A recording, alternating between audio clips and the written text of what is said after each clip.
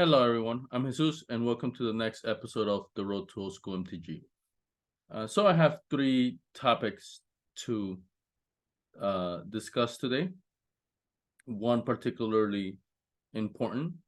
Actually, I guess two. So first of all, I want to give an update on a recent tournament that I participated in. Um, so from that, I decided to do something else. So those are the two of the news, and then the third thing is just opening up some of these packages here, one of which is related to the other two topics, right? So it's everything's kind of interrelated. So okay, so first of all, just a couple days ago, I participated in a special Vanguard Old School tournament in Dave's Time Warp Comics and Games in Cedar Grove, New Jersey, I believe.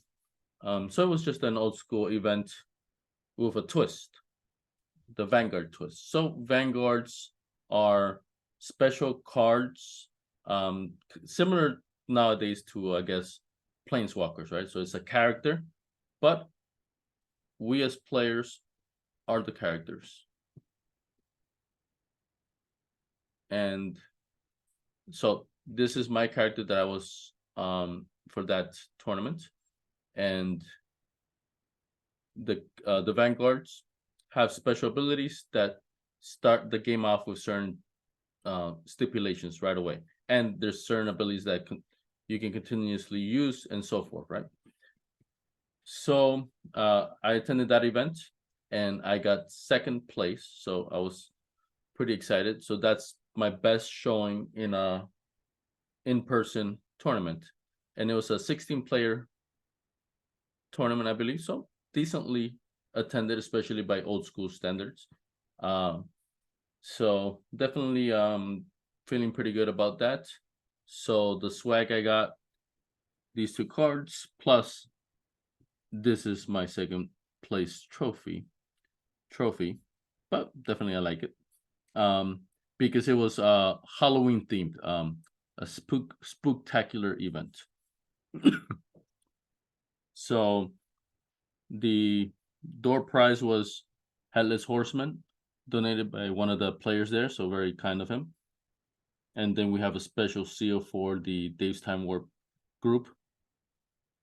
It's also on the Mind Twist. So first place was actually a Italian manager, so I messed up on that by this much. But then I got to pick first from the card donated card pool, and I saw this Mind Twist, and I just had to take it.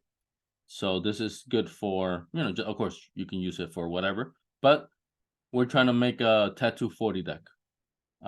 And this would be an extremely crazy card to have in a Tattoo 40 deck. So that was my first, so I got to pick first since first place got the Italian manager. So this is what I picked, and then of course here's my second place trophy as well. So let's talk about the Vanguard that I picked. Imhotep the Mummy. So here are the stipulations in terms of life gain, starting life total, and also starting hand size. So this one has a +0 for hand size change. So meaning you still start with 7 cards in your hand. Other Vanguards made you start with less cards or more cards, and your maximum, if you started with less cards, that was also your maximum hand size was lower, or if you started with more cards, your also maximum hand size was also larger, right? So that didn't just change how many cards you had with, but it changed how many cards you could have in your hand as well. Here is the change for starting life total. So for me to be this character in the Vanguard event, I had to start with -4 life, right? So I started the game with 16 life. So the special ability, pay 3 colorless, gain a ritual counter. You may draw a card, then discard a card. And then this is the main effect, the win con. At the beginning of your upkeep, if you have 10 or more ritual counters, you win the game.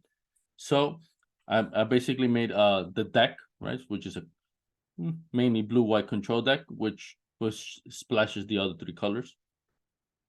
And I optimized it so that I could gain a lot of mana to continuously create tokens, and then that was my win con. And I won 7 games. All 7 games I won with this, so I had no plan B. I was all in on the special ability, so I did pretty well. And what I did, what were my changes to the deck from my standard? The deck is basically just, like I said, I added more mana rocks. So normally so I started with a the deck from a deck list I saw from online, and then I tweaked it to match what I thought was my needs for this event. That deck had 2 starting Felwar Stones. I bumped it up to 4 starting Felwar Stones, and in addition, I put in 4 copy artifacts. So those were the main changes that I made to that deck, which gave me a lot of mana. Maybe gave me the ability to create the tokens fast, and also gave me the ability to keep mana open to counter spell, just in case. So I won 3-1. I only lost to the eventual winner, and 7 games won in total, all of them through the special ability of the Vanguard, right? So now we know how Vanguards work, and this is what I have here. So there are actual Vanguard cards created from way back in the day. Technically, they don't qualify as old school because old school is 92 and 94. I believe the Vanguard started from 95, so a little later. But this inspired me to, since I also like to collect other Magic related items, like I've shown you guys old school Magic magazines or card hobby magazines, Inquest magazines, things like that. So I got a couple. I got a Magic Encyclopedia, Old School Encyclopedia with the prices and news and all those things, and also the Magic comic books, right? So I've been collecting those. I still collect them. Every now and then I go online and double check for the comics that I'm still missing, because I'm trying to build a sealed Old School Magic comic book collection. So I'm still doing all those things.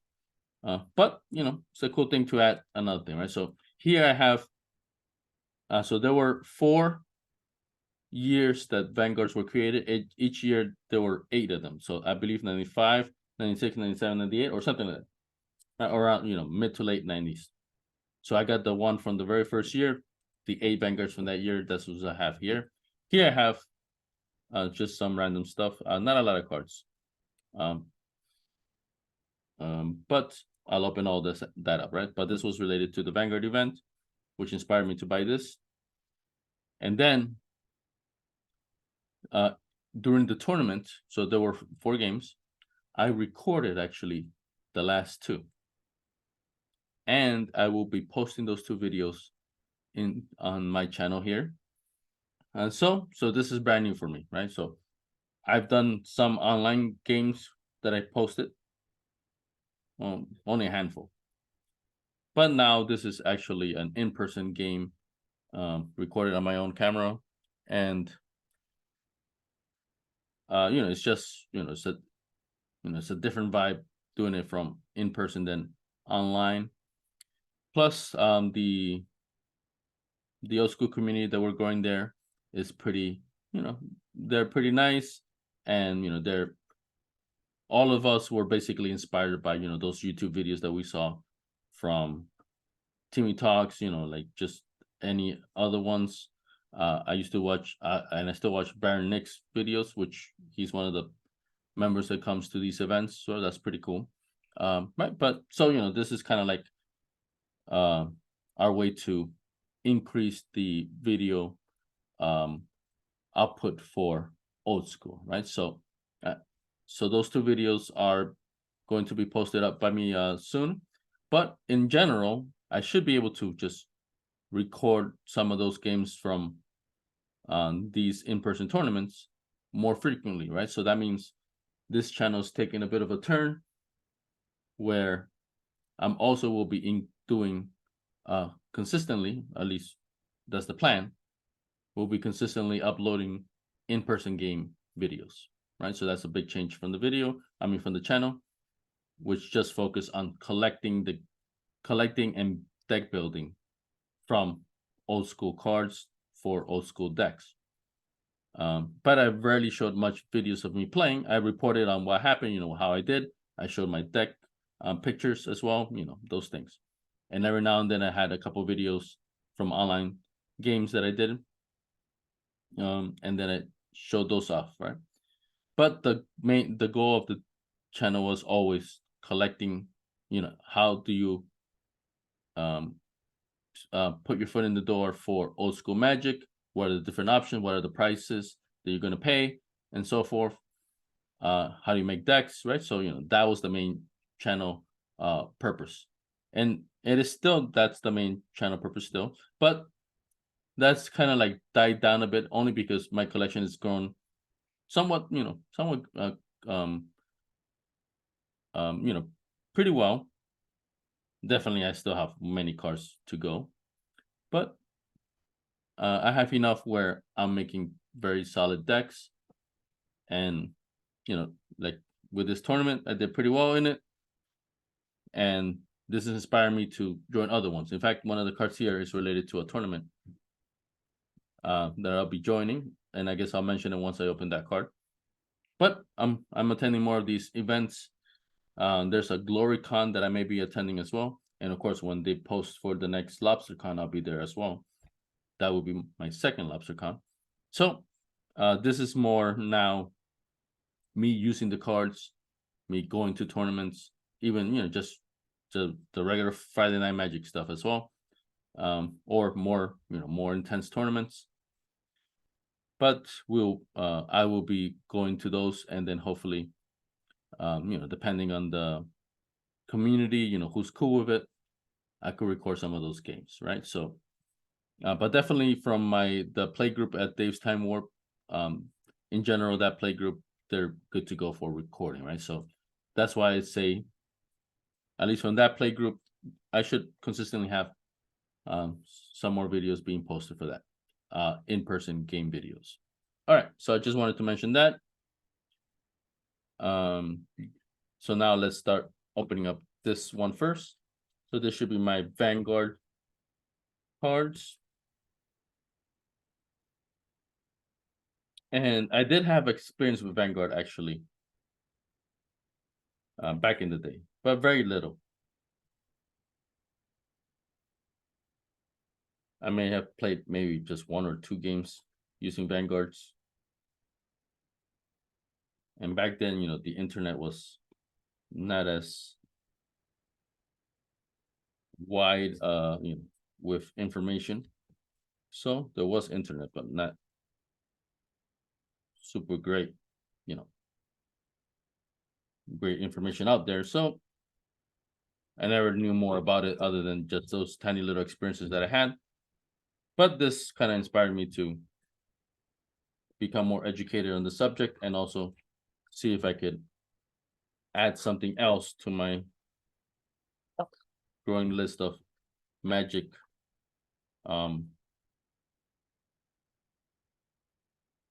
old school Magic products.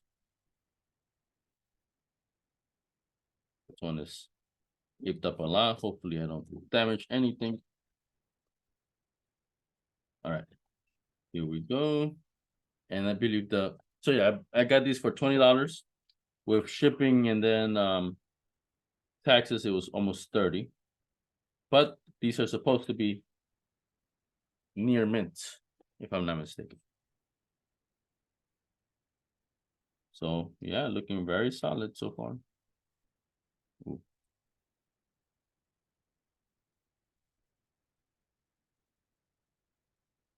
Yeah, you see, in comparison to a regular card, so the front looks very distinct, but the back is identical to a traditional Magic card. Well, the art, right, of the back. The size, of course, is very different. All right, so from what it seems here is, yep, seems near mint to me. So let's look at the backs. 1, 2, it's a little. I think that's for my scraping of the box. 3, 4, 5, 6, 7. Definitely near mint in terms of quality, but there is a slight bend to them. I was noticing as I was counting them off. Yeah, you see that? So that's unfortunate. Yeah. It doesn't lay flat, or at least. Yeah. But I guess with so many years, something's bound to come up. All right. So Urtai, Meraxis, Karn, Sisse, Gerard, Miri, Tangarth, Squee. So this is why I mentioned this is somewhat similar to Planeswalkers nowadays, where these are actual characters, except the difference was you as the player are these characters, as opposed to Planeswalker. Planeswalkers a different entity that is helping you, right? That you've recruited to help you. These you are Sisse, you are Karn, you are Maraxis, and so on. All right, so let's take a quick look at these guys. I know the quality of the image may not be the best. So, all right, so Squee, your opponents play with their hands face up.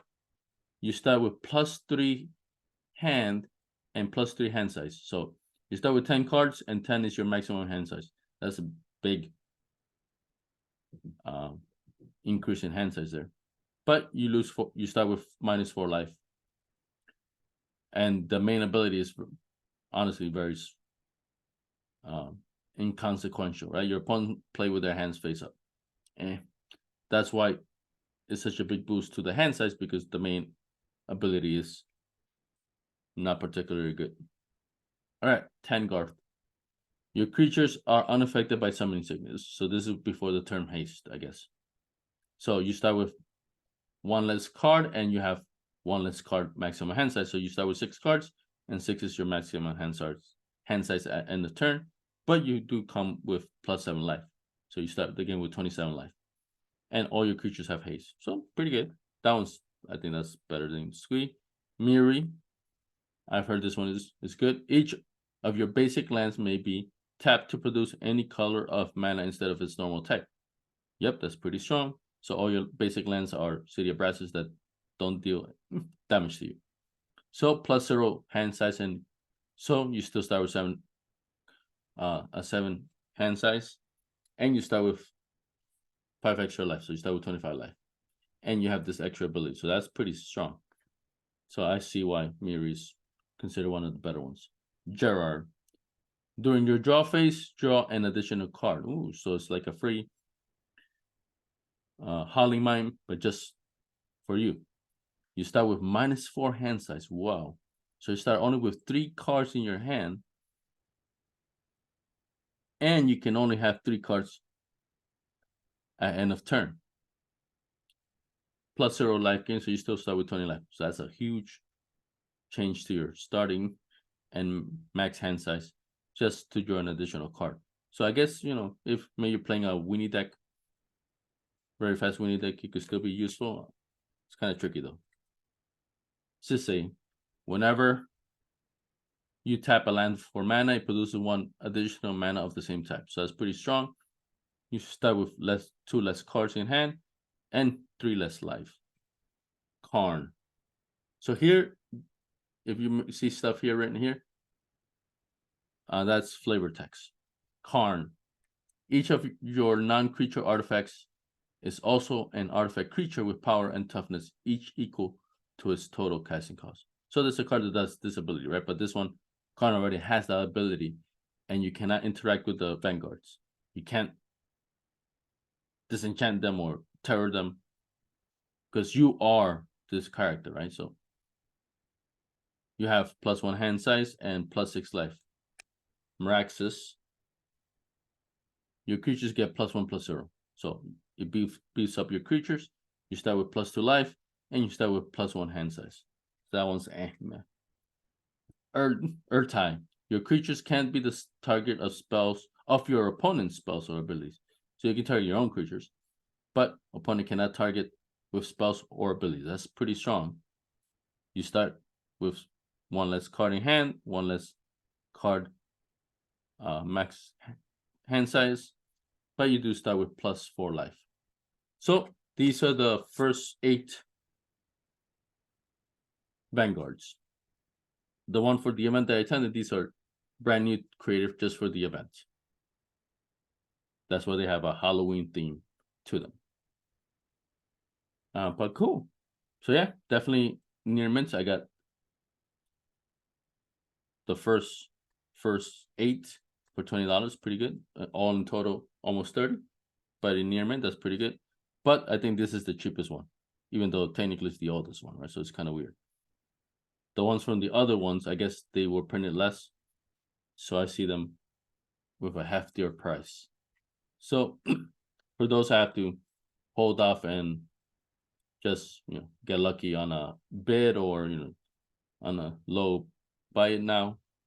This is just for fun. I may not even ever use them. We'll see. But honestly, our play group really enjoyed this Vanguard event. So who knows? Maybe we make this into its own thing as well. All right, so that's there. Now the cards here.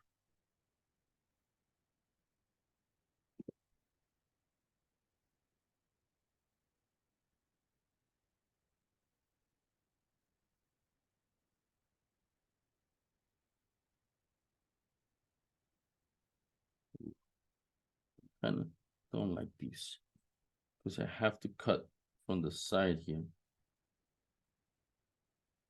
and that's gonna potentially damage my card.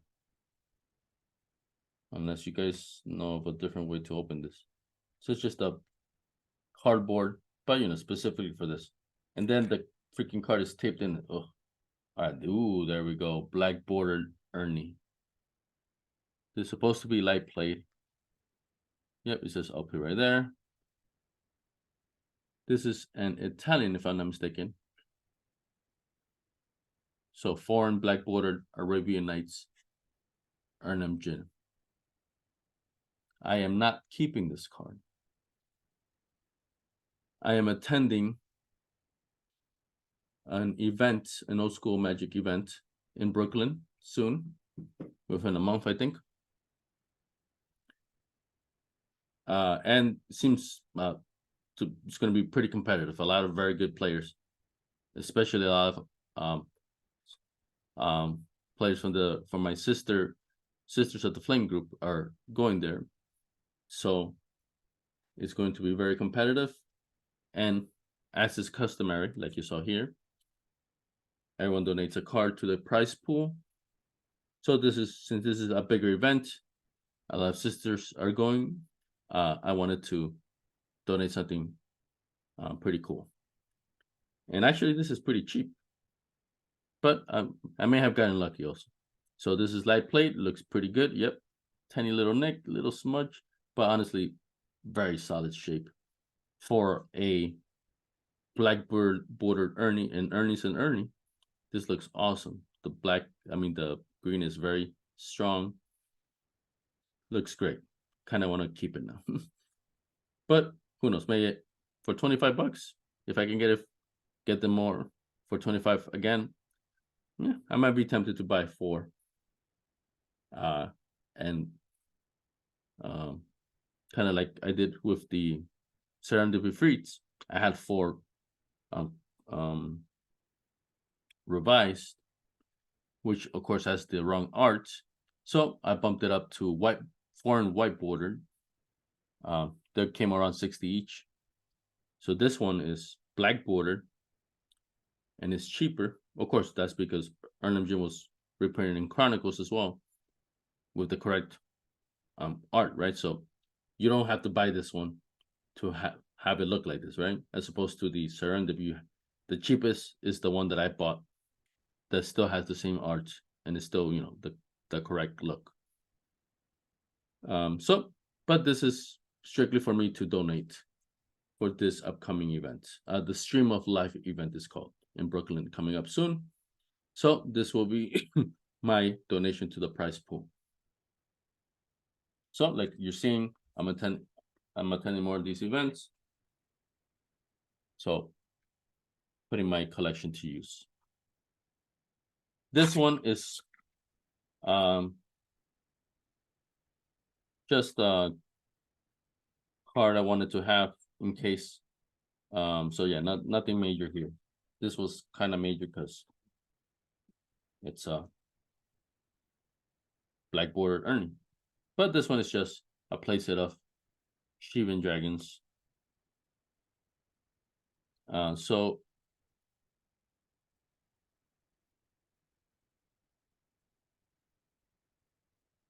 the main reason I wanted, of course, this card. Shivan is an iconic creature. So it's good to have a playset. So I finally have one. But also for, let's say,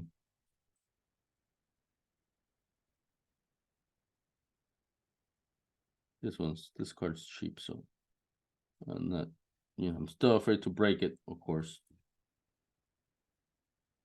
But all right, so they stuffed 4 into a top loader. That's kind of pushing it there. All right, so good. I believe it's 4th edition. So yeah, they look solid. They look light play, maybe even moderate play. At least the backs. They look decent, but not great. The fronts look great.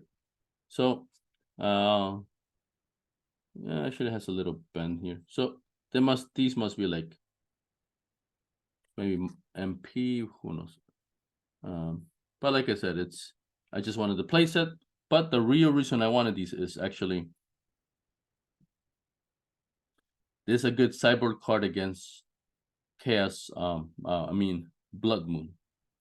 So that's one of the cards I dread.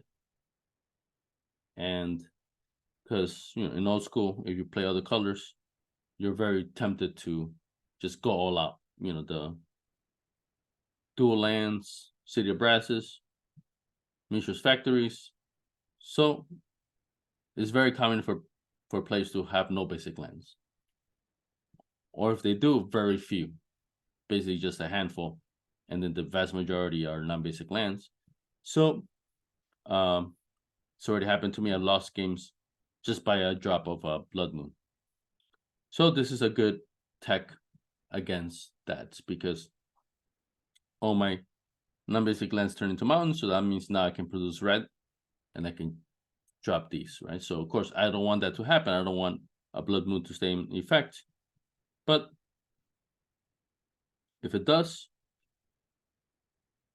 I can still do something still very substantial, right? So this is my idea, and I kind of wanted to do it, but then I didn't have the Shivan Dragons. So I'm like, oh, it would have been cool if I had them. I could have maybe tested that theory out. But now I have them. So I have it available for me to, if I want to ever try out that theory of putting these as a sideboard tech against Blood Moon. So that's what I want to hear